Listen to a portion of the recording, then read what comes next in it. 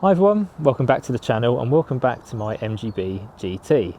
In this video we're going to be preparing the car for a bit of a trip, the first trip in fact since I went to Wales in this car a couple of years ago, and I haven't done any significant sort of journeys in it since then, only really going to Bicester Heritage for car shows and the occasional jaunt down to Goodwood for the revival and that sort of thing.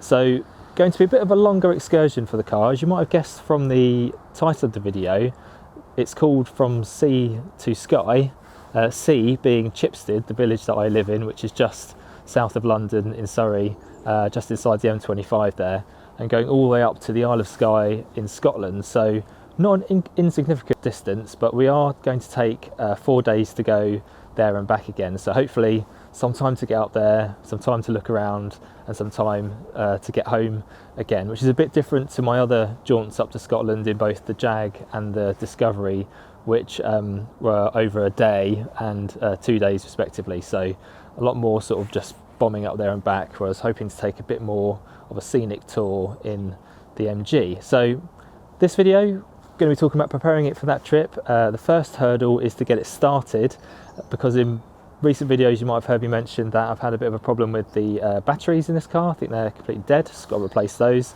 And I've also had a bit of a hot start issue as well. So yeah, hopefully doing a bit of a service and replacing some of the ignition bits and pieces might be able to iron that out so it starts a bit better once it's hot. But yeah, details to follow. By the end of this video I would have hopefully worked out an itinerary, so what I'll do at the end is probably just talk about the trip ahead and kind of what I'm hoping to do over the sort of 4-day trip, which actually starts in a couple of weeks. So I've got plenty of time to get this car ready and work out exactly how I'm going to do it. So yeah, first things first, let's get this thing fired up. Right, so first things first then, my batteries have had it. They will not take a charge, and they can't even jump start the car for some reason now, which is a little bit different to recent behaviour, so I'm a little bit worried about that. But anyway, first thing I've got to do is get access to the batteries. For those of you with MGBs, you'll know that it's located under the rear seat or rear shelf if you're in a Roadster. So yeah, let's get rid of all of this stuff in the way so we can get a better look at them. Right, so I've had to go to my wide angle camera now to get everything in. Now I'm inside the car, but with those bits out the way you can kind of see where the batteries are located down here. There's sort of a hole for each one. So this is a little bit different to modern cars. Modern cars have one 12-volt battery, but the MG has two 6-volt batteries that are kind of joined together to make a 12-volt battery. So it's still a 12-volt system, just kind of split into two different cells. So I think that's quite a nice solution actually. It spreads the weight out a little bit, and being in the middle of the car, you know, don't have anything heavy on one side apart from the driver, I guess. But that does mean there's lots of things to remove, and they're not that light actually, the batteries, given the sort of holes that they're in. And one of the problems I find with the batteries that I've got, I don't know if you can see that on the top there, these are ones which have the little caps here for filling up the water, which is no big deal really, that's easy to get to. What you notice here are these kind of exposed terminals, as well as the things you actually screw your whatever your cables to.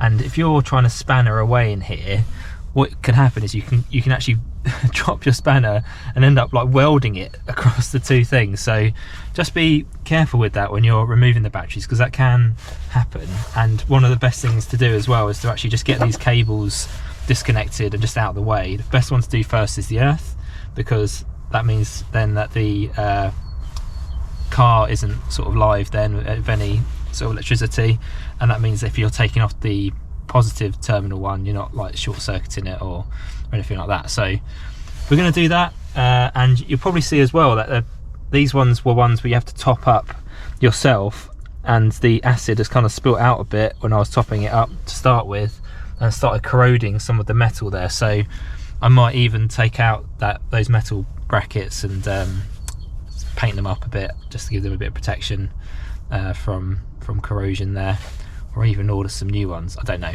But anyway, first things first, let's get these batteries out.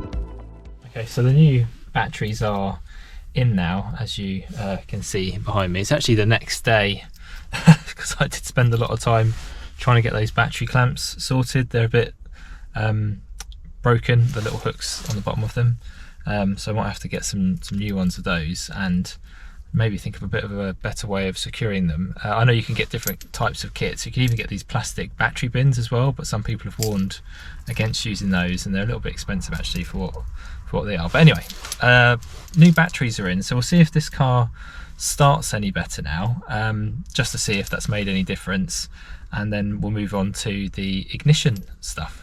Right, ignition on, that looks good. Got 12.7 volts on my little readout there. That was about 9 or 10 with the old batteries. So let's see if this cranks open. Straight away, that's amazing. It's like there wasn't any choke or anything there, so that's perfect. Wow, I'm pretty happy with that. So yeah, I'll move it somewhere else just to see if it moves okay, and then we'll do the ignition bits.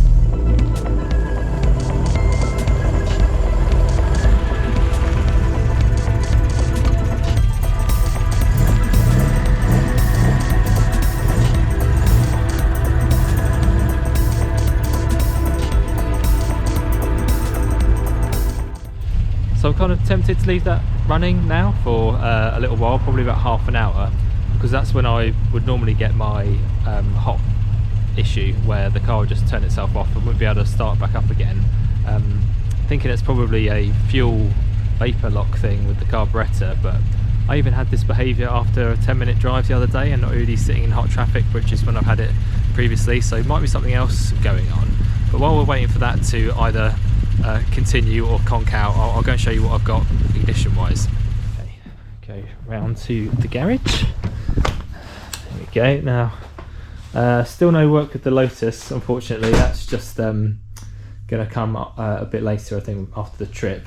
But I have started looking at doing some work on the bike. You can see that the seat is removed on there, and that is to replace the indicator that I had a problem with after dropping it.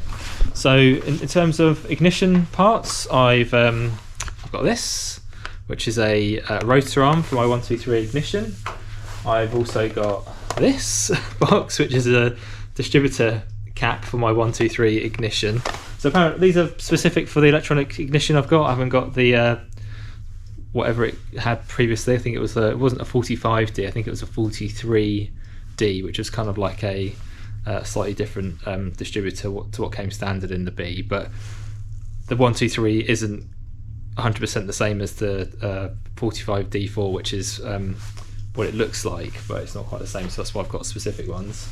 I made out of red plastic the rotor arm rather than black, which is one of the problems that we get with the rotor arms that are made out of black ones. They kind of end up shorting or something like that because of the graphite in the black. Anyway, diverging. So hot start wise, what I thought might be the problem is the coil. So the coil has been on there for ages, I think since I've had it, and what I've gone for is to fully embrace the Prince of Darkness Lucas with their performance coil.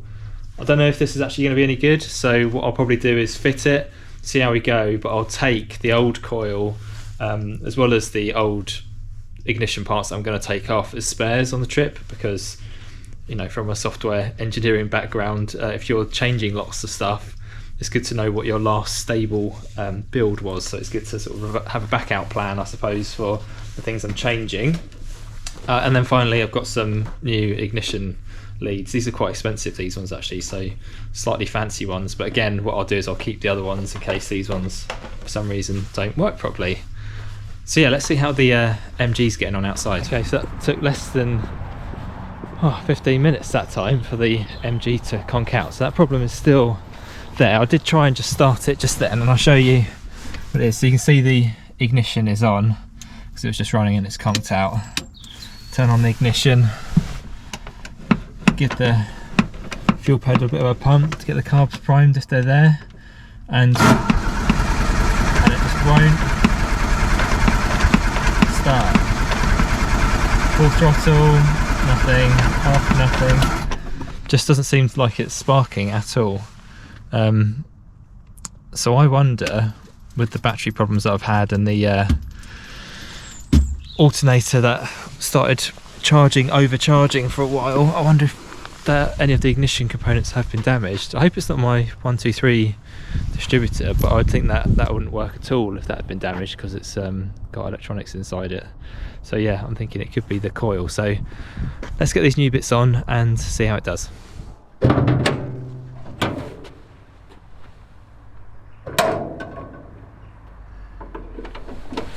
So the MG engine is actually quite easy to work on electronics wise, because the engine's kind of got two sides to it. One is the fuel and carburation side and the exhaust and everything, and the other side is all for the electronics. So I'm going to be working predominantly over here this time. It's going to be hard to film, and I've done other videos on various things in the engine, so you can watch those, but all the ignition bits are quite easy to fit. The other thing I forgot to mention is I've got some new plugs. Currently using Champion plugs, but I'm going to switch to MGK simply just to give them a go. The last time I replaced these plugs, they were MGK plugs, and I replaced them with Champion, and some people were very sort of vocal about which ones they preferred. I don't have a preference, I'm just swapping them over simply because I bought both sets last time, and yeah, just going to give them a go. But like I said, I'll keep the Champions with me just in case I have any issues with the MGKs.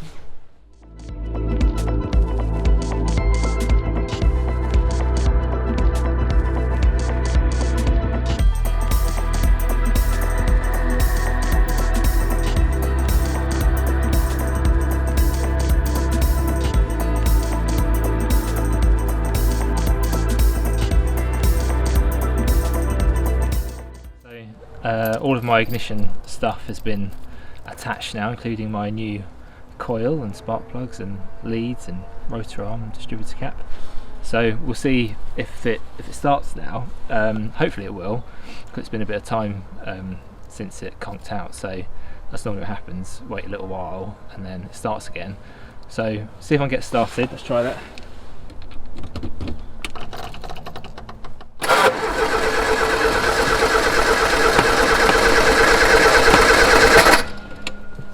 That'd be a no then.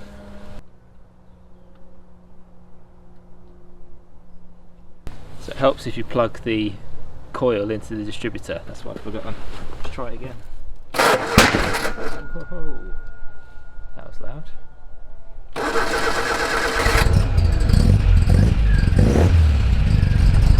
Oh, I don't know what that loud bang was, but that could have been unburnt fuel, I think, in the exhaust perhaps. That sounds healthy.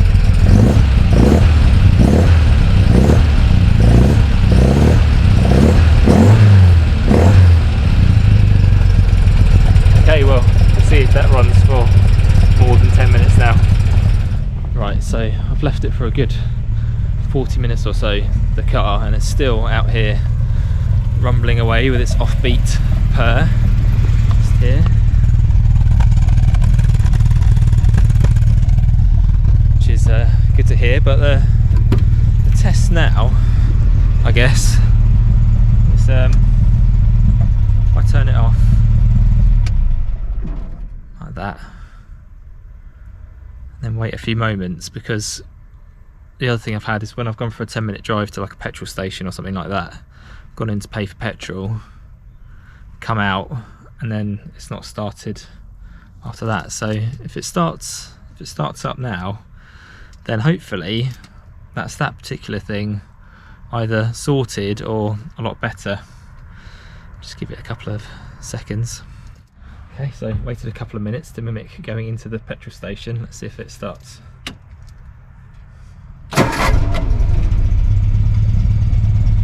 Pretty happy with that. Magic. Right, so it's a couple of weeks later and I've been busy getting the MG ready for the trip, which is tomorrow. I did an oil change. That was one of the things I said I was going to do at the beginning of the video, some sort of servicing stuff that was due for the car. I haven't done it for a little while. I thought it was a good idea ahead of a long trip. Other bits and pieces are fairly sort of minor things. So one was fixing the horn. You never know when you need your horn. The other thing was a temperamental overdrive switch, which on previous drives has really driven me mad when that hasn't engaged, so I've got a new switch for that. And on a test run I broke a window winder, the mechanism had seized up, so I oiled that up, and that is now fixed with a new handle there. I'm going on toll roads, so it's good to make sure I can wind down the window to get tickets or pay or whatever. So in terms of preparation, I think that's pretty much it. I've got tyre pressures to check, I've already checked all the fluids and that kind of stuff, and I've already started packing the car actually of the sort of more emergency type gear that I think I might need on the trip if I have a breakdown or something. So what I'll do is I'll do a little bit of a walk around as to what I've got packed in the car. Okay, so let's have a look at what I'm taking with me in terms of emergency equipment and things I might need. So I've tried to use up everywhere in the MG for these bits and pieces. So in the front passenger footwell, I've got a few bits in here. So I've got a 2-ton jack, I've got the normal bottle jack in the boot, but that's just a bit more substantial and less likely to fall over. Hopefully won't need that, and it's a bit extreme to take something like that, but you never know with old cars. I've also got a gas heater, which is a slightly odd thing to take, but I'm thinking if I break down and I'm waiting for recovery somewhere remote, and I get really cold, I don't want to suffer, so I've got that just in case of emergencies. Water container, if I have a water leak that I fix, it'll be good to be able to top the radiator up again, so I've got that. I need to fill that up actually. And then behind the passenger seat I've got a jerry can, just a 10-litre one full of fuel, and that's not because I don't think there are petrol stations in Scotland, I'm sure there are plenty, but similar to the water, if I have a fuel leak that I then repair, then it'll be good to be able to put some fuel back in the car if a lot of it's come out. And yeah, even if I do find myself needing fuel somewhere remote, if I have missed the petrol station, then that's good to have. Let's wander around to the back of the car. Here, my breakdown bag. People who've been watching the channel for a while will be familiar with this. This is packed full of all sorts of stuff. I've covered its contents before, but it's all things like bits of fuel hose, fuel filter, electrical crimping set, toolkits, spark plugs, warning triangle, all the sort of things that you might need, electrical tape, gaffer tape, self-amalgamating tape for fixing radiator hoses, that kind of stuff. This is a jump starter, which I need to charge up, tool roll, various rags for working on engine and wiping your hands and checking oil and that sort of thing, some spare parts down there. These are my spare ignition parts that I talked about before. Bonnet prop, which is useful. Blanket, again, if I get cold, and also that's good for covering up items in the car from a security perspective as well. And then I won't lift this up now, but this under here is where the spare wheel sits, and there's also more spare parts in there, as well as jump leads and tow rope as well in case I need that. So let's walk around to here, and behind the driver's seat more stuff. Umbrella, which is what I picked up from Port Merion actually, so it's got the prisoner penny farthing on the end of it, which is quite cool. Anyway, we've also got some oil in case it needs topping up on the journey. I will check that actually at each petrol stop that I do, just in case.